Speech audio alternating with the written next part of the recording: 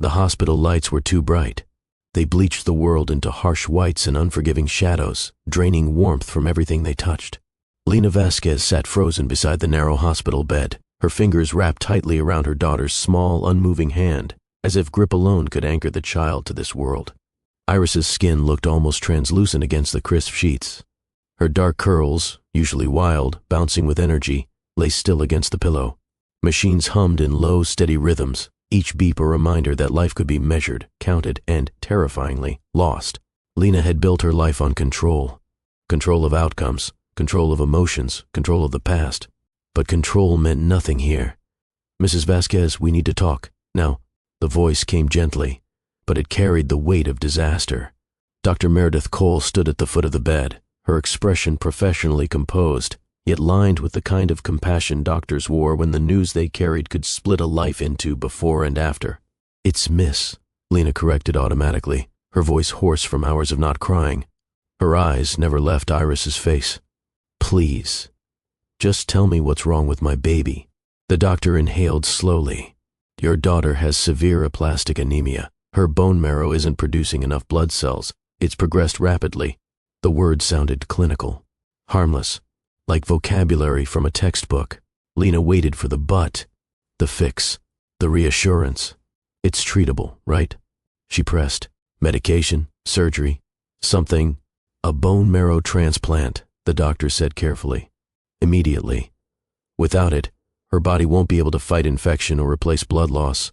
The room shrank. The air thickened. "We've searched donor registries worldwide," Dr. Cole continued, "but Iris carries an extremely rare genetic marker. Fewer than 1% of people are compatible. Without a family match, the chances are very slim." Family, the word slammed into Lena like a physical force. Her mind went somewhere it hadn't allowed itself to go in 8 years, to a pair of dark eyes, to a voice that could make her forget gravity, to a name she had sealed behind emotional concrete. "Parents," Lena whispered, barely hearing herself. "Parents are usually the best match, right?" "Yes," the doctor said gently. "Is there any way to contact her father?" Silence swallowed the room. For 8 years, Lena had survived by pretending that question didn't exist. Before hospital corridors and life support machines, before fear hollowed out her chest, there had been another sky. One that stretched blue over the San Francisco Bay, where Lena stood trembling on the rooftop garden of Aldridge Aerospace headquarters, clutching her design portfolio like a life raft. At 24, she had clawed her way into a room most people like her never even saw. A girl raised above a laundromat in the Mission District by a grandmother who worked double shifts and called every sacrifice temporary, now stood among glass towers and private airspace contracts. "Miss Vasquez?" A woman in a tailored suit said. "Mr. Aldridge will see you." The office felt like stepping into the future. Glass walls, open sky, silence that whispered wealth. But none of it prepared her for the man standing by the window. Marcus Aldridge didn't just enter a room.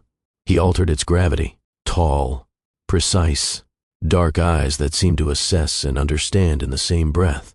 He wore power the way other men wore jackets, effortlessly, without thought. "You designed these interiors?" he asked, flipping through her sketches. "Yes. Most people give me metal and ego," he said. "You gave me warmth. These spaces feel livable." "Space is terrifying," Lena replied before she could stop herself.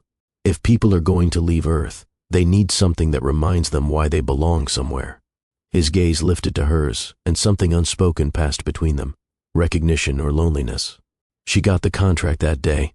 What she didn't know was that she'd also signed up for the most beautiful mistake of her life. Working with Marcus blurred professional lines into something softer. Nights stretched long over design mock-ups. Mornings began with coffee and quiet debates about texture versus practicality in zero gravity. Behind headlines and corporate armor, Marcus was unexpectedly human. He quoted poetry when stressed, grew herbs on his office balcony, because building things that breathe kept him sane. "You're not what I thought you'd be," Lena admitted once, sitting cross-legged on his office floor, surrounded by fabric samples.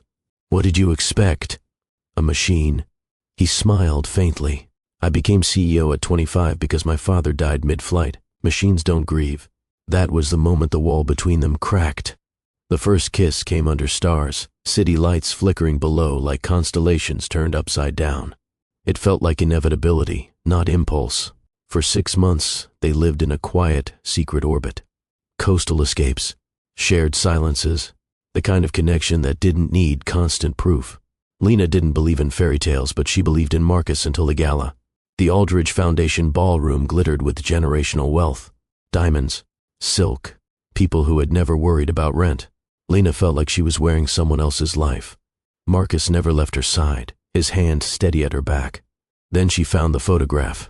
A hallway, family portraits, and there, Marcus, smiling beside a stunning blonde woman, fingers intertwined. "Celeste Harrington," a voice said. Lena turned to face Victoria Aldridge. Elegant, impeccable, ice disguised as silk. "Their engagement is being announced next week," Victoria said smoothly. "Their families planned it years ago." Lena's pulse roared in her ears. Marcus never. "My son enjoys diversions, but he will marry appropriately." Each word slid under her skin like glass.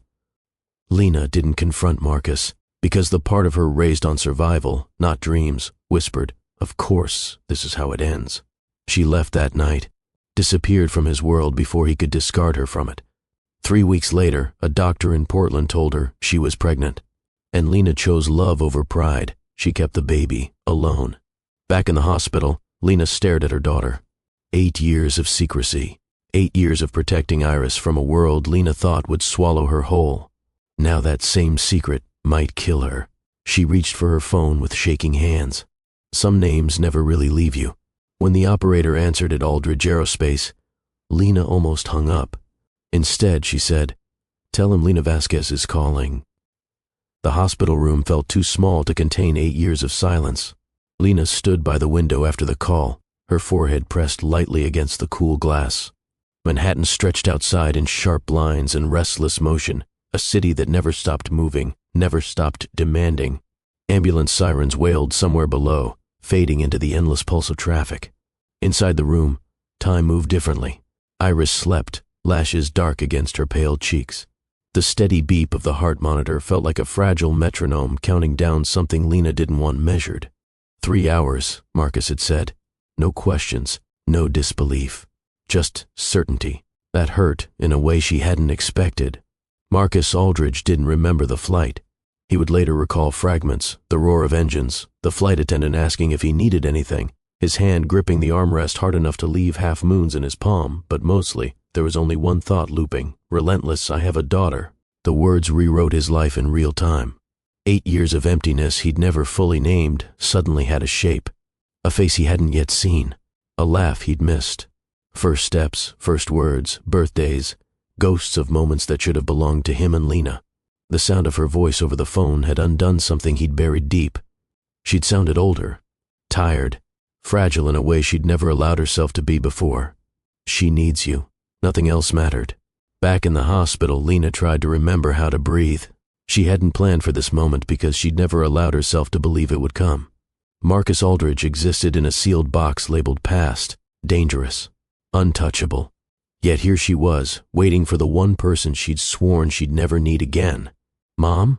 Lena spun around instantly. Iris's eyes were open, cloudy with exhaustion, but still sharp with awareness. "Hey, my brave girl." Lena rushed to the bedside, brushing curls off her daughter's forehead. "How are you feeling?"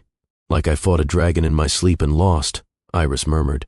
Lena smiled, even as her throat tightened. "That sounds about right." Iris studied her face. "You've been crying without tears again." Lena blinked. "What does that mean?"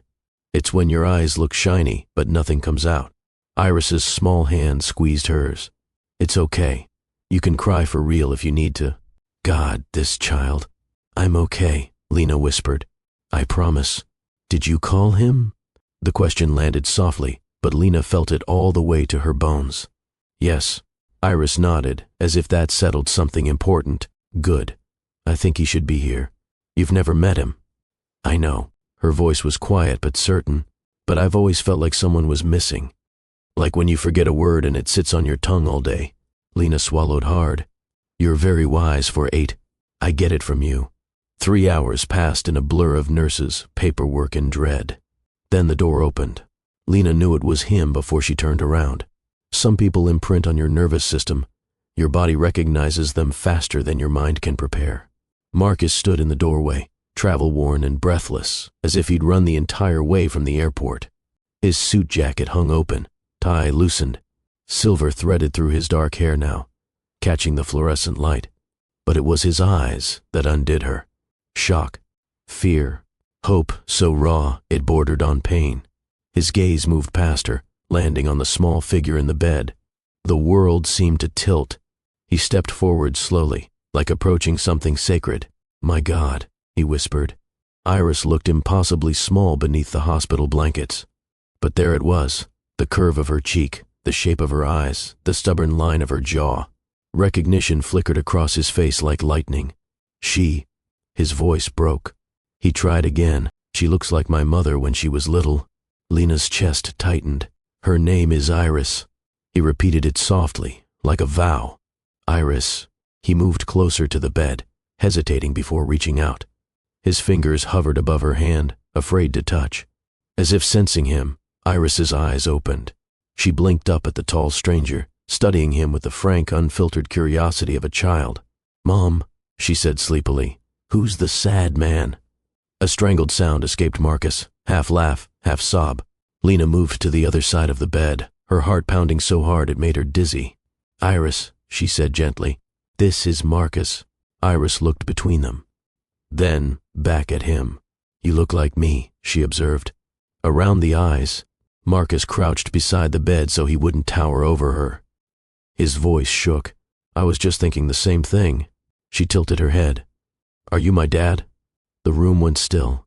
Lena met Marcus's gaze. So many years, so many choices, all of it leading here. She nodded once. Marcus swallowed hard. "Yeah," he said, his voice rough with emotion. "I'm your dad. I'm so sorry I wasn't here before." Iris considered this with surprising seriousness. "Did you get lost?"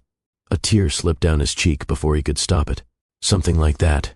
"That's okay," she said simply. "You found us now." He laughed through the tears. "Yeah, I did." She held out her hand. And when Marcus Aldridge took his daughter's hand for the first time, something in the universe quietly shifted back into place. Later, after doctors took blood samples and rushed through compatibility testing, Marcus and Lena stood in the hallway outside Iris's room. The air between them felt charged, fragile. "Why didn't you tell me?" he asked softly. Not accusing, just broken. Lena wrapped her arms around herself. "Because your mother told me about Celeste Harrington, the engagement, the merger. She made it very clear what I was." His brow furrowed. "Celeste?" "I was never engaged to her." Lena stared at him. "What?" "My mother wanted that alliance," he said, disbelief turning into anger. "She's tried to control my life for years, but I refused." "That photo, was it from a charity event?" "Yes. We barely spoke that night." The floor seemed to drop out from under Lena. "She told me I was a distraction," Lena whispered. "Temporary." Marcus ran a hand through his hair, pacing once, twice. "I looked for you, for over a year. I thought you left because you didn't love me. I thought you'd chosen your world over me." They stood there, wreckage of misunderstandings stretching behind them like a battlefield. "I had your baby," Lena said quietly. "I built a life around protecting her. I couldn't risk her being unwanted." Marcus looked like she'd struck him.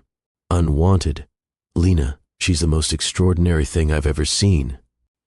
Emotion surged too fast for either of them to contain. "I never stopped loving you," he said. She closed her eyes briefly. "Don't say things you don't mean." "I spent 8 years feeling like something vital had been cut out of me," he said fiercely. "Now I know why." A nurse stepped into the hallway. "We've confirmed preliminary results," she said. "Mr. Aldridge, you're a perfect match." The words hung in the air, heavy and miraculous. Lena's knees nearly gave out. Marcus didn't hesitate. "What do you need from me?" The nurse gave a small, relieved smile. "Let's save your daughter," and waited for the past to answer. Hospitals had a smell Lena would never forget. Sterile, sharp, like something constantly being erased. She sat beside Iris's bed as dawn bled pale light through the window, painting the city in soft gray. The transplant was scheduled for the morning. Nurses moved with focused efficiency, checking lines, monitors, paperwork. Marcus stood across the room in hospital scrubs, looking deeply out of place without the armor of tailored suits and boardroom authority. Vulnerability softened him, stripped him down to something simpler. A father. He caught Lena watching him. "You okay?" he asked quietly. "No, not even close." But she nodded anyway. The procedure itself felt endless. Marcus disappeared through double doors first, giving Lena one last look, steady, reassuring, even though fear lived just beneath it. Then Iris was wheeled away, and Lena was left with nothing but waiting. Waiting was its own kind of torture. Minutes stretched into shapes that didn't make sense. She tried to read. Couldn't. Tried to pray. Didn't know how anymore. Marcus's words from the night before echoed in her mind. "I never stopped loving you." 8 years ago, she would have fallen into that sentence like gravity. Now it scared her, because love had once destroyed her. The hours crawled. Finally, the surgeon appeared. "The transplant went well," he said. "Now we watch and hope her body accepts the marrow." Hope. Such a small word. Such a massive ask. Marcus returned later, pale but steady, a bandage on his arm. The moment he saw Lena, something in his posture eased. "How is she?" he asked. "In recovery." He nodded, then sank into the chair beside her like his body had finally remembered it was human. For a while, they just sat there. "I missed her entire life," he said quietly. Lena didn't soften it with lies. "Yes, I missed you." Her throat tightened. "Marcus, I'm not saying it to pressure you," he continued. I need you to know that if I could go back, I'd tear the world apart before I let you walk away. You didn't know. I should have." She studied him.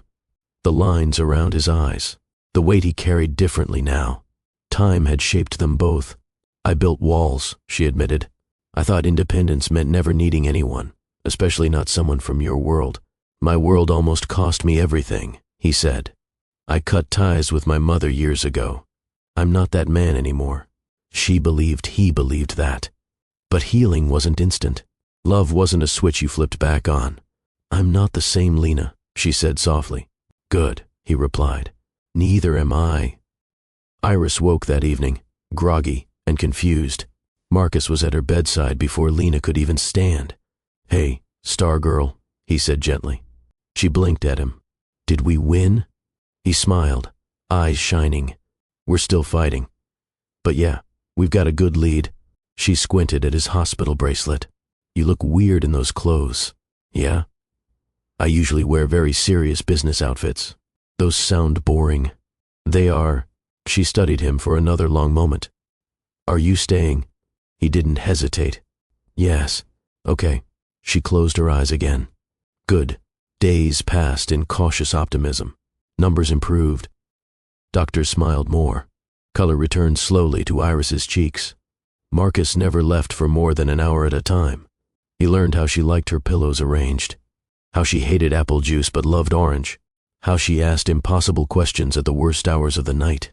"Why do people fall in love if it can hurt this much?" she asked once, half asleep. Marcus glanced at Lena across the room. "Because," he said quietly, "some people are worth the risk." Lena looked away, but not before he saw the shine in her eyes. One night, after Iris finally drifted into deep sleep, Lena and Marcus stood by the window, the city glowing beneath them. "We can't just step back into what we were," she said. "I know. You hurt me. Even if you didn't mean to. I know. I don't want Iris caught in something that might fall apart." "Then we build something stronger," he said simply. Slowly. No lies. No ghosts. She searched his face for the man she had loved. He was still there, but older. Humbled. Real. "I'm scared," she admitted. "Me too." He held out his hand, not demanding, not assuming, just offering. After a long moment, Lena took it. Not a promise. Not forever, but a beginning. Across the room, Iris stirred, watching them through half-open eyes. She smiled. And for the first time since the hospital lights had turned Lena's world cold and white, Hope felt real recovery didn't happen all at once, it came in tiny victories. Iris sitting up without dizziness. Iris finishing half a sandwich. Iris demanding her sketchbook like the hospital stay had merely been an inconvenient interruption in her artistic career. Marcus documented everything like a man afraid the moments might vanish if he didn't hold on to them. He learned how to braid hair badly, how to tell bedtime stories that involved rockets, talking dogs, and suspiciously heroic little girls named Iris. Lena watched it all with a strange ache in her chest. This was the version of fatherhood she'd imagined in secret, but never allowed herself to want. And now, it was unfolding right in front of her. They were discharged 2 weeks later.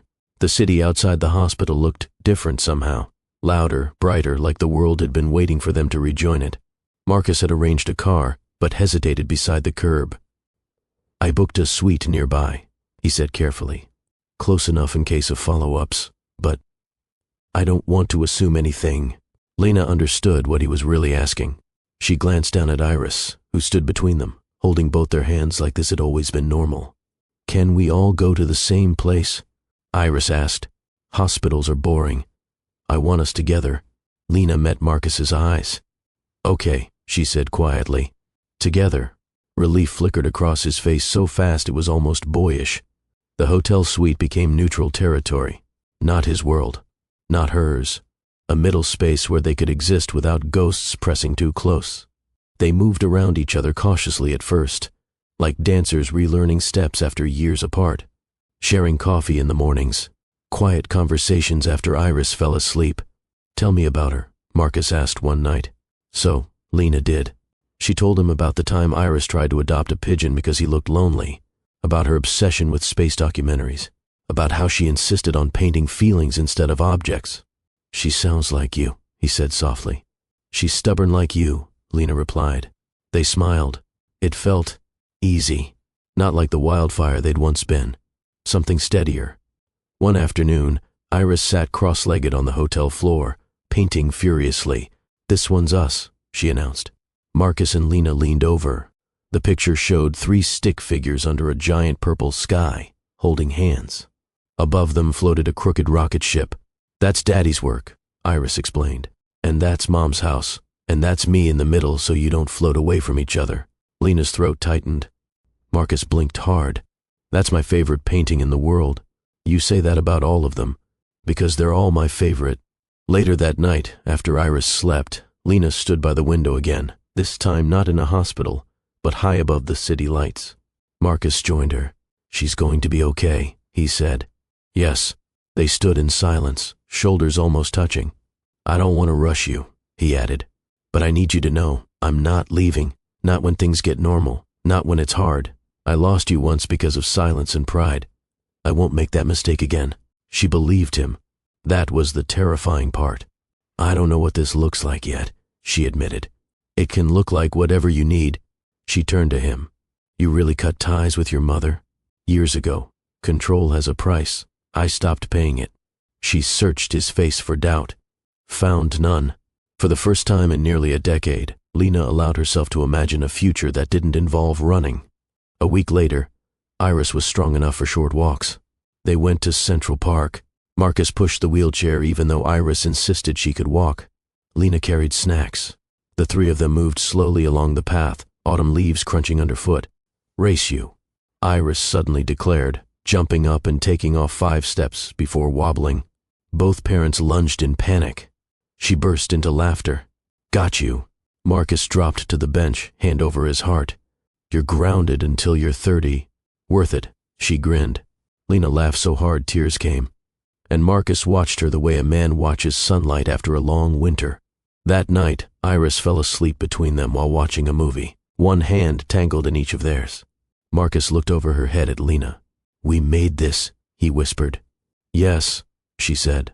"Not by accident, not by fate, but by love that had survived distance, fear, and time, and was learning slowly how to live again." Healing changed the rhythm of everything. Days no longer revolved around fear, but around ordinary things that suddenly felt extraordinary. Breakfast debates about pancakes versus waffles. Arguments over which cartoon dog was the smartest. Marcus discovering that 8-year-olds asked more difficult questions than investors ever had. "Why do adults say 'we'll see' when they mean no?" Iris asked one morning. Marcus choked on his coffee. Lena hid a smile. "Because adults are cowards," Iris concluded. "Accurate," Marcus muttered. Follow-up appointments showed steady improvement. Each good result untied another knot in Lena's chest. One evening, as Iris colored at the kitchen counter of their hotel suite, Marcus cleared his throat. "I need to go back to San Francisco soon," he said carefully. "Board meetings, launch approvals, things I can't avoid forever." The air shifted. Lena had known this moment would come. Real life waiting outside the bubble. "Oh," Iris said. "Okay, too calm, too small." Marcus knelt beside her. "Hey, I'm not disappearing. I'll come back every week, or you can come there. We'll figure it out." She nodded, brave but not convinced.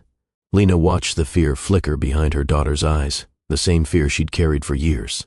"Maybe," Lena said slowly, "we don't have to figure it out separately." Marcus looked at her, not daring to hope too fast. "Iris and I could come to San Francisco for a while," she continued. "My design work is remote right now, and she'll need checkups anyway." Iris's head snapped up. "All of us?" "All of us," Lena confirmed. Marcus exhaled like he'd been holding his breath since the hospital. San Francisco greeted them with fog rolling over the hills like a memory made of air.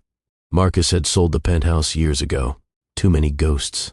Instead, he'd bought a restored brownstone overlooking the bay, sunlit, warm, nothing like the cold glass towers Lena associated with his past life. Iris ran through the front door like she'd always lived there. "Can my room have stars on the ceiling?"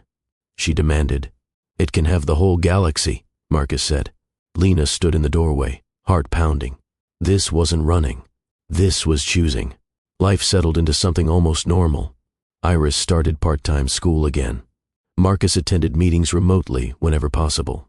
Lena set up a temporary studio in the sunroom, sketching designs while listening to father-daughter debates about whether aliens would prefer pizza. They weren't pretending the past hadn't happened. They talked about it, slowly, honestly. "I hated you for a while," Lena admitted one night. "I hated myself," Marcus replied. They didn't rush forgiveness. They built it. One Saturday, Iris burst into the kitchen covered in paint. "I have an idea," she announced. "Families should have traditions. We need one." Marcus glanced at Lena. "What kind?" "Saturday pancake experiments. Weird flavors only." Lena laughed. "That sounds dangerous." "Exactly.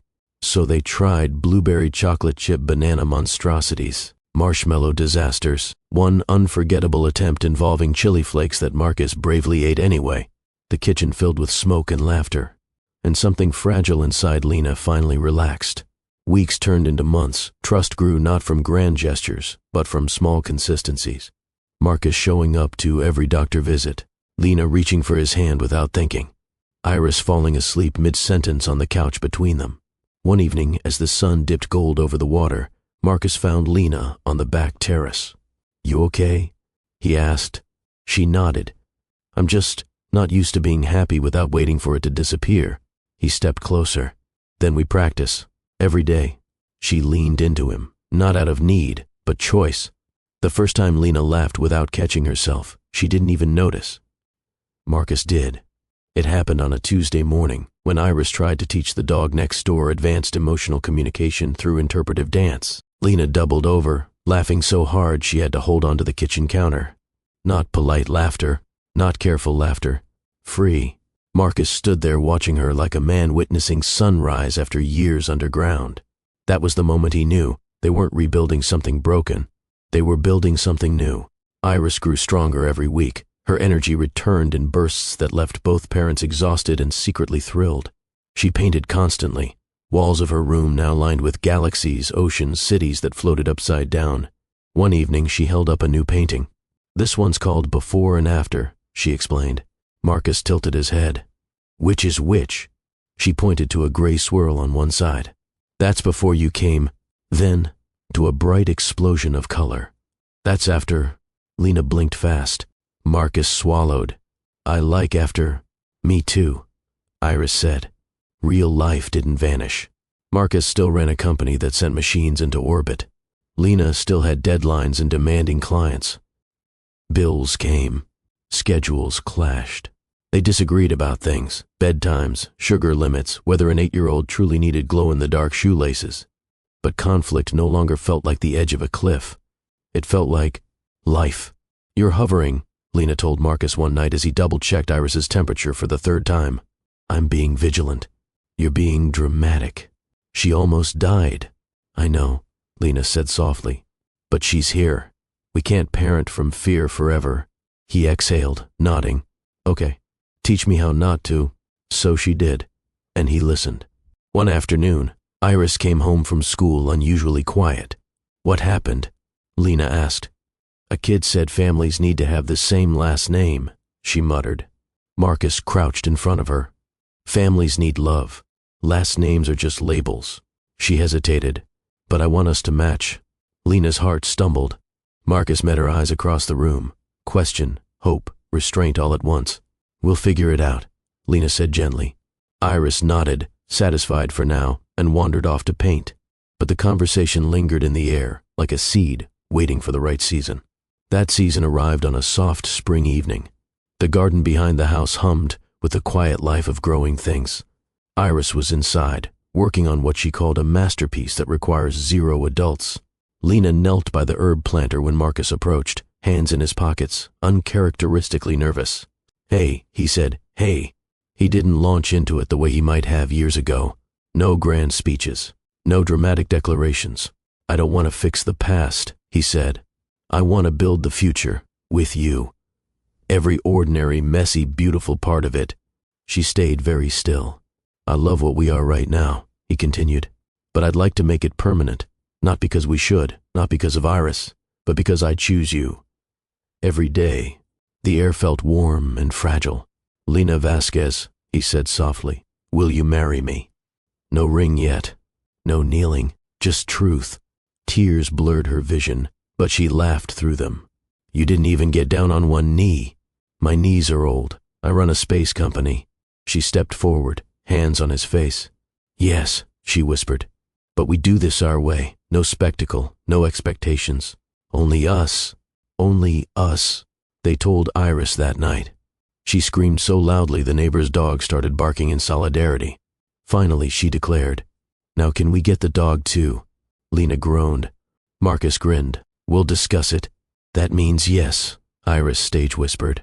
Their wedding wasn't in a ballroom, it was in the garden, string lights. Close friends. Paint on Iris's dress because she'd insisted on pre-ceremony art expression.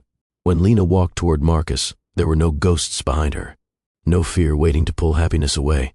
Only the steady, hard-earned knowledge that love wasn't something you fell into. It was something you chose, protected, rebuilt when necessary.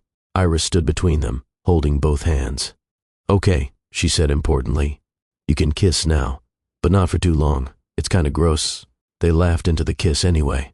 Later, as stars spread across the sky, the same endless sky that had once watched them fall apart, Lena rested her head on Marcus's shoulder. Can you believe we almost missed this? She murmured. He kissed her temple. We didn't. Inside, Iris taped one last painting to the wall. 3 figures, under a sky full of stars. But this time, there was no before, only now. Marriage didn't change everything. It changed the weight of things. There was a quiet steadiness now, like the ground beneath Lena's feet had finally decided to stay still. No countdown clock ticking in the back of her mind. No half-packed emotional suitcase waiting by the door. Just mornings, real, ordinary mornings. Marcus burning toast because he insisted he had culinary instincts. Iris critiquing his technique with the authority of a tiny food critic. Lena stealing coffee before either of them noticed she hadn't spoken yet. Domesticity had never been Lena's fantasy, but this felt like safety wearing soft clothes. The dog happened 3 weeks later. A rescue mutt with oversized ears and the tragic dignity of someone who had seen things. Iris named him Rocket, obviously. He understands me, she announced on the ride home. Rocket immediately threw up on Marcus's expensive coat. Mutual understanding, Lena said sweetly. Marcus sighed. I deserve this. Iris's strength came back in leaps. Follow-up tests showed stable counts. Her doctors began using words like excellent and remarkable recovery. Each appointment ended the same way, Marcus asking 3 more questions than necessary, Lena squeezing his hand when anxiety tried to creep back in. Healing had scars, but scars meant survival. One afternoon, Iris had a school project, family tree. She spread construction paper across the dining table. Okay, she said, uncapping markers with serious focus. Mom, you start. Lena drew her grandmother, the laundromat, a tiny apartment window with plants. Marcus watched quietly as Iris turned to him. "Your turn, Dad." He hesitated, just a breath, before drawing his father, a small plane beside his name. Iris looked up. "Was he nice?" "Yes," Marcus said softly. "He taught me how to look up at the sky and imagine impossible things." She added stars around the drawing. When the tree was done, it looked uneven. Different roots, different branches, but Iris smiled at it like it was perfect. "See," she said, "all trees look weird. That's how you know they're real." That night, after Iris and Rocket were asleep in a suspiciously tangled heap, Lena and Marcus sat on the back steps. The air smelled like jasmine and cool earth. "Do you ever think about the version of us that didn't make it?" Lena asked. "All the time," he admitted. "He's probably still staring at empty rooms." She rested her head on his shoulder. "I'm glad we're not them." "Me too." They sat in comfortable silence, the kind built from honesty instead of avoidance. "I used to think love was something you earned by being enough," Lena said. "Enough success, enough strength. And now I think it's something you build by showing up, even when it's inconvenient, even when it's scary." Marcus kissed her temple. "Good thing we're both stubborn." Weeks later, they attended Iris's school art showcase. Her painting hung in the center of the display wall. A hospital room, a tall man beside a bed, a woman holding both their hands. Above them, a sky splitting open with color. Lena covered her mouth. Marcus couldn't speak. Iris ran up, glowing. "Do you like it?" "It's perfect," Marcus managed. "No," she corrected gently. "We're perfect." Lena knelt, pulling her into a hug. "No family is perfect." Iris shrugged. "Ours is perfect for us." And honestly, she wasn't wrong. That evening, back home, Rocket snored loudly at their feet while Iris fell asleep, mid-sentence between them on the couch. Marcus looked at Lena over their daughter's head. "This," he said quietly, "is the life I would have searched the universe for." She smiled, eyes soft. "Good thing you only had to cross a few years and one very stubborn woman." "Worth it," he said. Outside, the night stretched wide and endless. But inside, they were already home. Years have a way of smoothing the sharpest edges of memory, not erasing them, just softening them enough that you can hold them without bleeding. By the time Iris turned 12, the hospital felt like a story from another lifetime. One she remembered in flashes of white ceilings, beeping machines, and a man with familiar eyes who'd looked at her like she was something miraculous.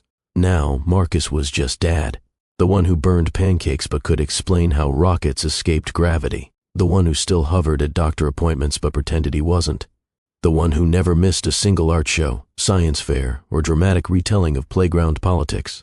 Lena sometimes watched them together and felt something close to awe. This ordinary, noisy, imperfect life had once seemed impossible. Their home changed over time. More paint on the walls, more plants in the windows. Rocket claimed the sunniest patch of floor like it was his birthright. Iris's artwork evolved from finger-painted galaxies to complex canvases that made visitors go quiet. One evening, she stood in the backyard with Marcus, telescope pointed toward a bright dot in the sky. "That one?" she asked. "Is that where your ships go?" "Sometimes," he said. "But mostly they just help us understand things better." "Like what?" "How small we are, and how connected." She nodded like she already knew that. Inside, Lena worked late at the dining table, sketches spread around her. She designed spaces people would carry into orbit, rooms meant to remind them of Earth, of warmth, of belonging. Marcus paused behind her, hands resting lightly on her shoulders. "You still designing comfort for the stars," he murmured. "Someone has to," she said. "Space is still terrifying. Not as much as losing you was." She turned, brushing her fingers along his wrist. "We didn't lose each other," she said softly. "We just took the long way. Not every day was easy. There were still moments when fear flickered, a fever that lasted too long, a cough that sounded wrong. Trauma leaves echoes, but they faced it together now. No more silent suffering, no more carrying the weight alone. Team, Marcus would say, holding out his hand. Team, Lena and Iris would echo. 3 hands, stacked always on the anniversary of Iris's transplant each year. They had a tradition. They went to the beach just north of the city, where cliffs met restless ocean. They brought sandwiches, blankets, Rocket, and Iris's newest sketchbook. They didn't call it a celebration. They called it a thank you for second chances, for science, for stubborn love that refused to die quietly. One year, Iris sat between them, sketching the horizon. "Mom," she said thoughtfully, "if you hadn't called Dad, would I still be here?" Lena's breath caught. Marcus squeezed her hand gently. "I don't know," Lena admitted, "but I know this. Loving someone sometimes means doing the scary thing." Iris nodded, as if filing that away for future use. That night, stars spilled across the sky like scattered light. Marcus lay back on the sand, Iris's head on his chest, Lena tucked against his side. "Do you ever think about how close we came to missing all this?" he asked quietly. Lena looked up at the constellations, the same silent witnesses to their beginning, their breaking, their return. "Yes," she said, "but I don't stay there long." "Why not?" "Because we didn't miss it." Iris lifted her head. "Miss what?" "Our life," Marcus said. She grinned sleepily. "That would have been dumb." They laughed softly. The ocean breathed in and out beside them. The world turned. The sky stretched endless and unknowable above. But in that small circle of warmth on the sand, there were no secrets, no running, no almost. Only 3 heartbeats, steady and sure, under a sky they had finally learned not to fear. And that, after everything, was more than enough. Time didn't rush anymore. It unfolded. Iris grew taller, her voice losing its childhood softness, her paintings gaining a depth that made strangers stand still. The hospital year became a chapter in her life, not the whole book. A scar, not a wound. Marcus kept a framed copy of her old stick figure drawing in his office, the one with the crooked rocket and 3 people holding hands. Investors sometimes asked about it. "My greatest project," he would say simply, and he meant it. Lena's studio expanded into a full design firm known for creating human spaces in the most unlikely places, research stations, orbital labs, habitats meant to carry people farther from Earth than ever before. Every design had something familiar in it. A curve, a color, a small detail that said, "You belong somewhere." She never said it aloud, but every room she built carried the memory of a hospital bed, and the promise she made beside it. Iris turned 16 on a windy afternoon by the bay. No big party. Just close friends Rocket, now gray around the muzzle, and her parents, who still looked at her like a miracle wearing sneakers. That night, she sat between them on the back steps, watching the sky darken. "Tell me again," she said. "Which part?" Marcus asked. "The part where you found each other." Lena and Marcus exchanged a look, the same look they'd shared 1,000 times since. "It's not a very glamorous story," Lena said. "It's mostly mistakes," Marcus added. Iris smiled. "Those are the best kinds." So they told her, about fear, about pride, about love that got lost and chose to come back. They didn't soften the hard parts. They didn't pretend they'd been perfect, because the truth mattered more than the fairy tale. "Were you scared?" Iris asked when they finished. "All the time," Lena said. "Still are," Marcus admitted. Iris leaned back, satisfied. "Good. That means you care." The stars blinked awake overhead, one by one. Years later, long after Iris left for art school, long after Rocket's collar hung by the door instead of jingling through the house, Lena and Marcus still sat on those steps some evenings. Quieter now, hands still finding each other automatically. "Do you think she knows how close we came to losing all this?" Marcus asked once. Lena smiled softly. "She doesn't need to. She only needs to know we chose each other anyway." He nodded. That was the legacy. Not the company, not the success, but the choosing over and over, through fear, through distance, through time. One day, when Iris had a family of her own, she would tell the story differently. She'd talk about the day her dad showed up at the hospital, about the way her mom held everything together even when she was breaking, about how love sometimes hides behind mistakes, waiting to be brave enough to return. And maybe she'd end it the way she always liked endings, not with tragedy, not with what almost didn't happen, but with what did. 3 people under a sky full of stars.